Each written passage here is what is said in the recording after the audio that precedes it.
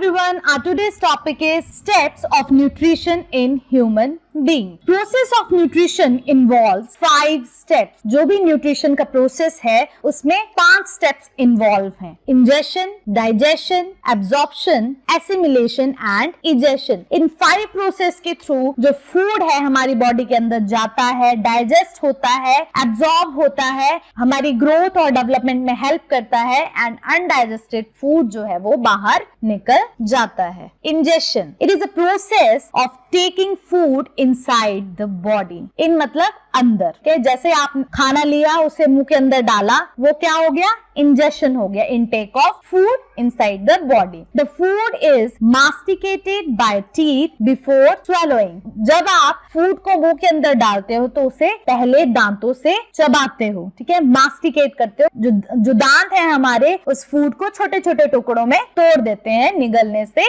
पहले. Next is digestion. It is a process of conversion of large complex insoluble organic molecules into simpler, smaller and soluble molecule. Digestion nutrition का बहुत ही important process है. इसी के through जो भी हम फूड लेते हैं उसके न्यूट्रिएंट्स हमारी बॉडी में यूज हो पाते हैं. तो डाइजेशन क्या करता है? ये कन्वर्ट करता है जो भी लार्जर, कॉम्प्लेक्स और इनसॉल्युबल ऑर्गेनिक मैटर है उनको सिंपल फॉर्म में, स्मॉलर फॉर्म में और सॉल्युबल फॉर्म में कन्वर्ट करेगा. The process of digestion start in the mouth cavity and continue up to intestine. ये जो डाइजेशन का प्रोसेस है कहाँ शुरू हो जाता है? जो हमारी ओरल कैविटी है. जैसे आपने खाना मुंह के अंदर डाला वहीं से डाइजेशन होना शुरू हो जाती है और कहाँ तक चलती है? हमारे स्मॉल इंटेस्टाइन तक डाइजेशन का प्रोसेस चलता रहता है. डाइजेस्टिव ग्लैंड्स में हमने पढ़ा था हमारे माउथ में ही एंजाइम्स है सिक्रीट होना शुरू हो जाते हैं. तो एंजाइम्स की हेल्प से जो फूड है वो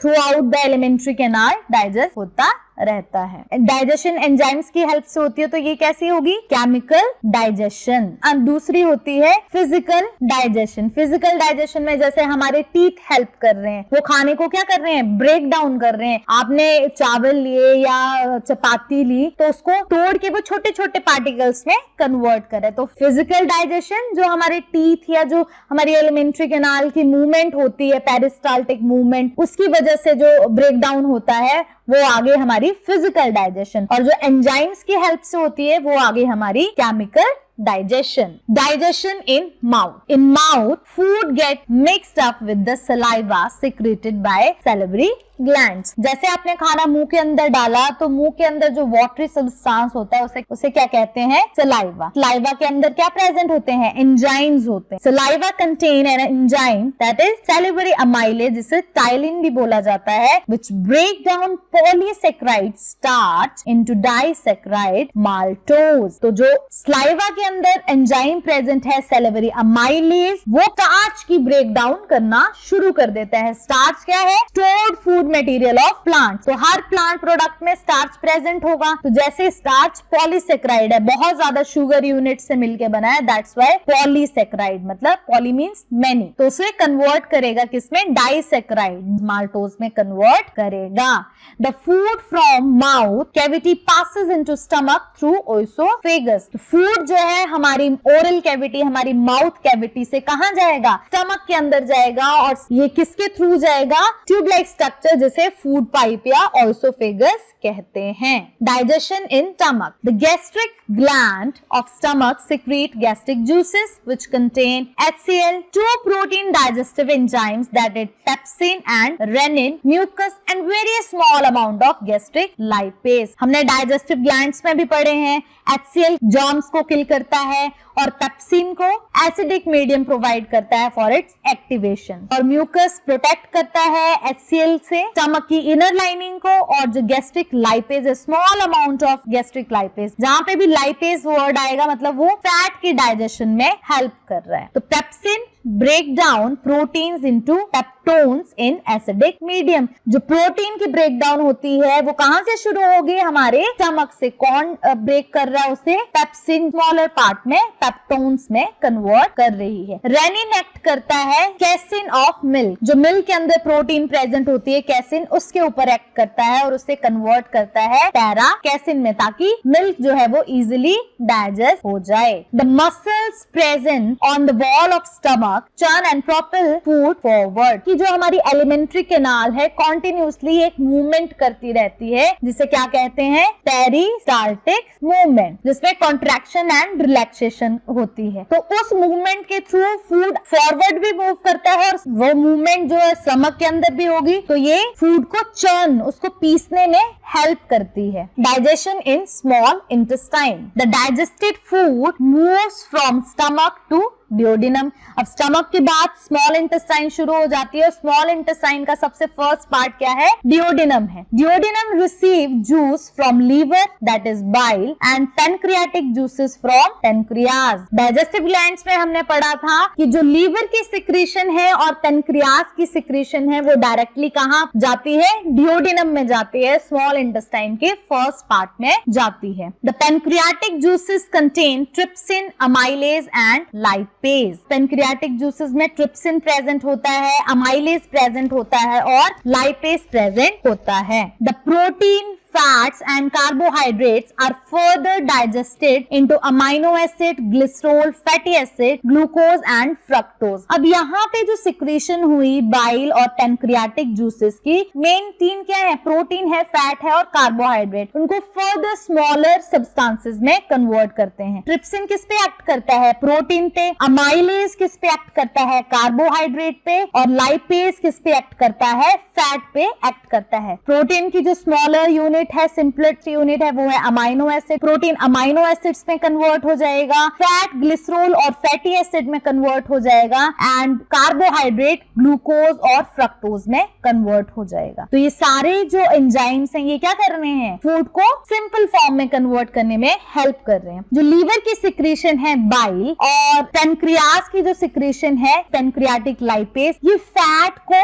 डाइजेस्ट करने में हेल्प करते हैं, फैट की इमल्सिफिकेशन करते हैं। इमल्सिफिकेशन में क्या होता है, जैसे ये फैट मॉलिक्यूल है कोई, तो इसको छोटे छोटे ग्लोब्यूल्स में कन्वर्ट कर देंगे, लाइक ऐसे छोटे छोटे ग्लोब्यूल्स में इसको कन्वर्ट कर दिया, और हर फैट मॉलिक्यूल्स के बाहर क्या है, लाइपेज और बाइल जो है वो इसके चारों तरफ आ जाएंगे, जिसकी वजह से फैट इजिली डाइजेस्ट हो पाएगा। Finally the digestion is completed in the ileum with the secretion of intestinal juice by intestinal gland. तो डाइजेशन जो है वो कहाँ कंप्लीट होती है, जो हमारा लास्ट पार्ट है स्मॉल इंटेस्टाइन का, दैट इज इलियम। इलियम में डाइजेशन कंप्लीट हो जाएगी। इंटेस्टाइन भी इंटेस्टाइनल जूसेस सिक्रीट करती है, जिसे सक्कस, इंट्रिकस भी कहते हैं। The intestinal juices consist अमाइलोलाइटिक, proteolytic and lipolytic enzymes. Intestinal जो जूसेस है उसमें क्या होता है, अमाइलोलाइटिक, लाइटिक का मतलब होता है तोड़ना, अमाइल मतलब कार्बोहाइड्रेट आ गया, प्रोटियोलाइटिक मतलब प्रोटीन्स आ गए जो प्रोटीन्स को तोड़ेंगे, और लिपोलाइटिक मतलब जो फैट्स को तोड़ेंगे। जो कार्बोहाइड्रेट सिंपलर फॉर्म है,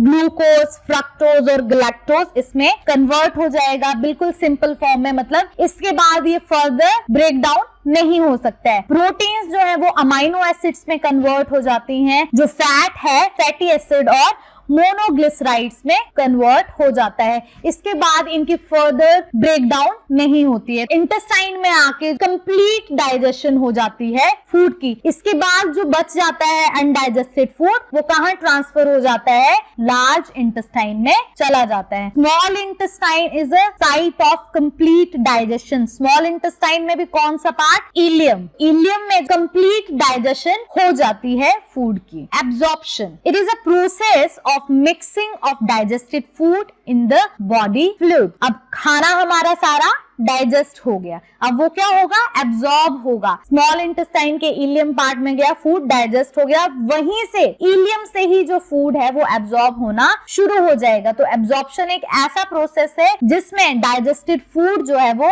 बॉडी फ्लूइड्स में मिल जाता है। जो मेजर बॉडी फ्लूइड है वो क्या है, ब्लड है। तो न्यूट्रिएंट्स कहाँ ट्रांसफर हो जाएंगे, ब्लड में ट्रांसपोर्ट होना शुरू हो जाएंगे। The all digested food is absorbed in ileum. The food is absorbed by diffusion, osmosis or by active participation of cells of intestine. Ileum में फिंगर लाइक स्ट्रक्चर्स प्रेजेंट होते हैं जिन्हें क्या बोलते हैं, विलाइज। इनमें हाई ब्लड वेस्कुलर सप्लाई होती है और साथ ही साथ इनकी वजह से एब्जॉर्प्शन के लिए सरफेस एरिया इंक्रीज हो जाता है। तो कंप्लीट डाइजेशन की साइट क्या है, इलियम, और एब्जॉर्प्शन की साइट भी क्या है, इलियम। तो फूड जो है डिफरेंट प्रोसेसेस जो है ट्रांसपोर्टेशन के लाइक डिफ्यूजन, ऑस्मोसिस और with the help of energy जो है बॉडी फ्लूइड में ट्रांसपोर्ट होता है, वो न्यूट्रिएंट्स जो है हमारी ब्लड में ट्रांसपोर्ट हो जाएंगे। Assimilation, it is a process of utilization of absorb food for various body function. अब ब्लड के थ्रू, बॉडी फ्लूइड के थ्रू जो न्यूट्रिएंट्स हैं वो डिफरेंट बॉडी पार्ट्स में